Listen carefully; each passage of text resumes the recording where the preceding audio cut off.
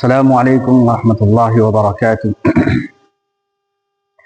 عقائد اہل سنت والجماعت علماء دیوبند کے سلسلہ دروس کہ آج ہم لوگ درس کے اندر شامل ہے۔ ایک مبارک کام چل رہا ہے اور ان دروس کو تقریباً 30 درسوں پر مشتمل بنانے کا ارادہ ہے۔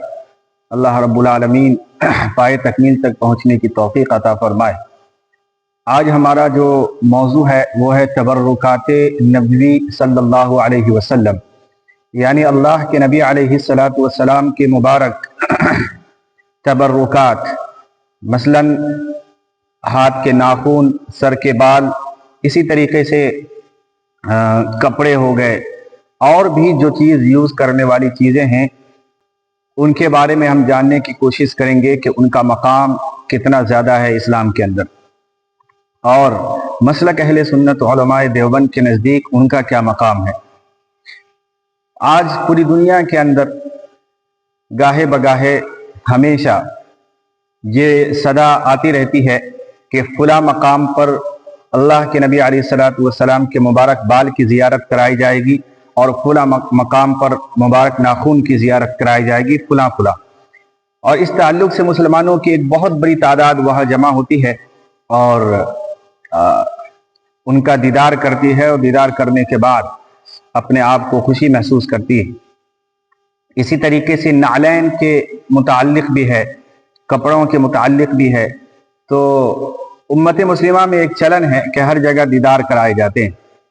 البتہ ہم علماء دیوبند اور اہل سنت والجماعت کا جو اس سلسلے میں نقطہ ہے وہ یہ ہے کہ اگر اس کی صحیح سند مل جائے، صحیح سند مل جائے کہ واقعتاً یہ اللہ کے نبی علیہ السلام کے بال مبارک ہیں، اور اس پر ٹھوس اور وزنی دلیل مل جائے، پھر ان کا مقام اہل سنت والجماعت کے نزدیک اتنا بڑھ جاتا ہے کہ اس کا ادب و احترام کرنا بہت یقینی واجب کے درجے میں آ جاتا ہے۔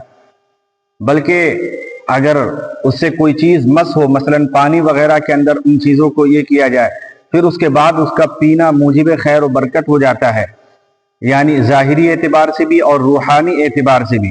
یہی وجہ ہے کہ صحابہ کرام کی ایک بڑی جماعت کے ساتھ یہ قصے نقل کیے ہوئے ہیں احادیث کے اندر کہ ان کے پاس اللہ کے نبی علیہ السلام کے مبارک بال ہوتے تھے، اور جب وہ کوئی مریض ہوتا تھا تو وہ بال اس پانی کے اندر ڈبو کر کے نکال لیا کرتے تھے، اور اس کے بعد مریض کو پلا دیا کرتے تھے، وہ ٹھیک ہو جاتا تھا۔ تو یہ جو ترتیب ہے یہ ہمارے نزدیک مستحسن ہے، اس کا دیکھنا اور اس کو پوری دنیا سے بہتر سمجھنا۔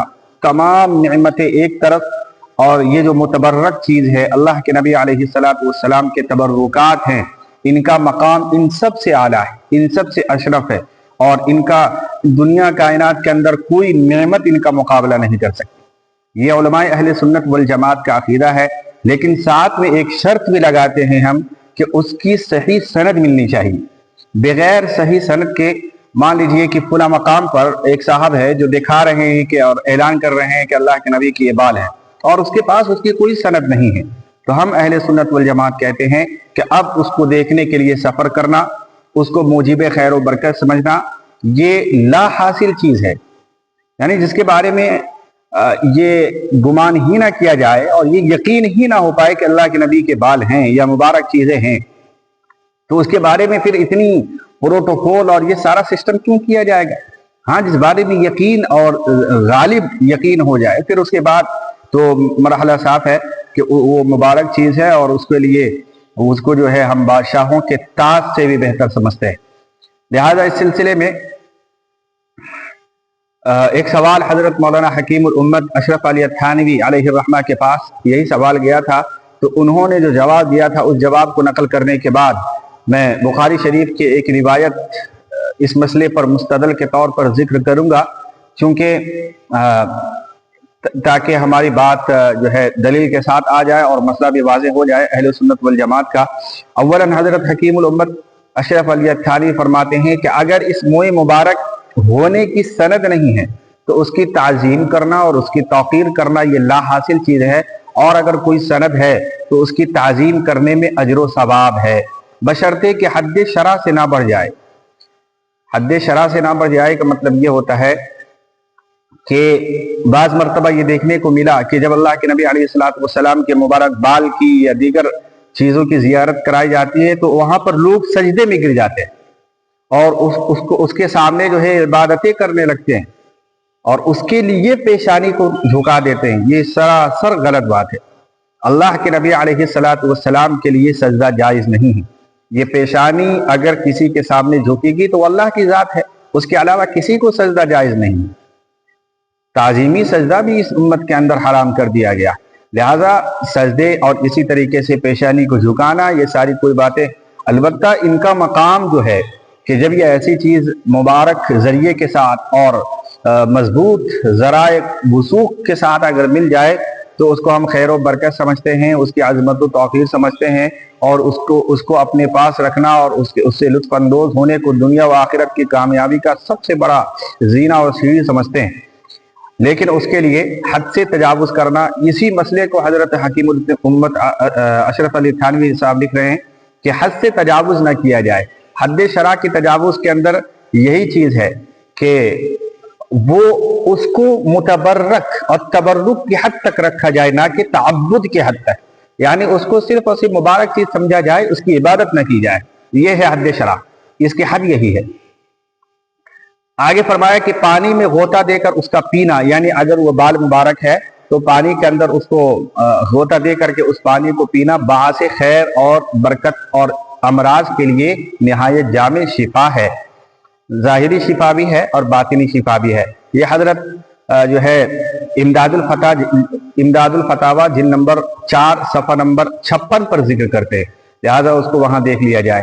اولاً میں نے علماء اہل سنت والجماعت کے عقائد بیان کر دیے. اس سلسلے میں ہمارے اسلاف کی ایک روایت یعنی ایک سند آپ کے سامنے پہنچ گئی، ہمارا مسئلہ واضح ہو گیا. اس مسئلے کو حدیث کی روح سے دیکھتے ہیں.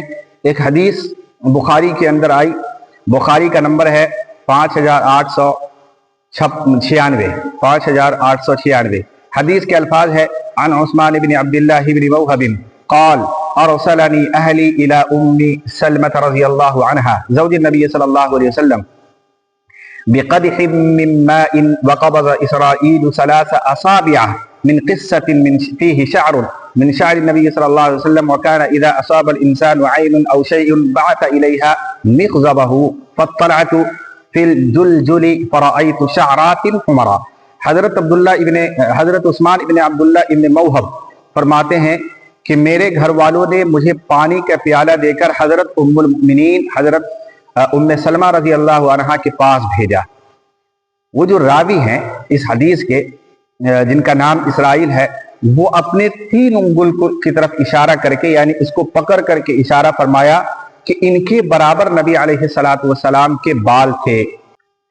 لہذا جب کسی کو نظر لگ جاتی یا کوئی بیمار ہو جاتا ہے، بیماری پڑتی، تو حضرت ام المؤمنین کے پاس برتن بھیج دیا جاتا پانی کا، اور پھر اس کے بعد حضرت ام المؤمنین کے پاس چونکہ وہ بال تھا تو اس کو ام المؤمنین کے پاس اپنا پانی کا برتن بھیج دیتا تو اس میں وہ نلکی لگاتی، یعنی وہ مبارک اس کے اندر وہ ڈال دیتی اور اس کے بعد پھر اس کو بھیج دیا جاتا. راوی کہتے ہیں کہ میں نے جب اس کو اندر دیکھا حضرت ام سلمہ کے برتن کے اندر کہ کیا ہے اس میں، تو میں نے اس میں چند سرخ رنگ کے بال پائے جو اللہ کے نبی علیہ الصلوۃ والسلام کے تھے. اس سلسلے میں حضرت مولانا ریاست صاحب بجنوری کی ایک نعت ہے، بہت معتبر ہے، اس کی بھی سماعت کر لی جائے. حضرت فرماتے ہیں کہ تیرگی کیا ہے، نظر کی ٹھوکرے کھانے کا نام، زندگی ہے آپ کے احسان فرمانے کا نام. آگے فرمایا کہ ساقی رحمت شراب عشق بنائے یقین، کعبہ اقدس ہے ایک آباد میں خانے کا نام. آپ کی چشم کرم کا فیض ہے صحبائے عشق، مصلحت کو رکھ دیا جام و پیمانے کا نام. دیکھ کر محفوظ سینے میں اشارے کا اثر، رکھ دیا اہل نظر نے چاند ویرانے کا نام. حسن ہے اس نور عالم تاب کا ذوق نمود، عشق ہے ذوق طلب پر آگ برسانے کا نام. آپ کا ہر نقش پا ہے صراط مستقیم، کفر ٹھہرا آپ کے قدموں سے ہٹ جانے کا نام. جس سے یہ فرش زمیں عرش بڑی سے بڑھ گیا، روزے اطہر ہے اس رحمت کے کاشانے کا نام. تو میں سمجھتا ہوں کہ اس سلسلے میں اہل سنت والجماعت کے عقائد و نظریات بھی واضح ہو گئے، ایک حدیث کے ذریعے اور ہمارے اسلاف کی ایک حوالے کے ذریعے اس مسئلے کو مزید مؤکد کر دیا گیا۔ اللہ رب العالمین سے دعا فرمائے کہ ہمیں اپنے اسلاف سے ان کے منہج اور مشرب پر قائم رہنے کی توفیق عطا فرمائے۔ جزاک اللہ خیر۔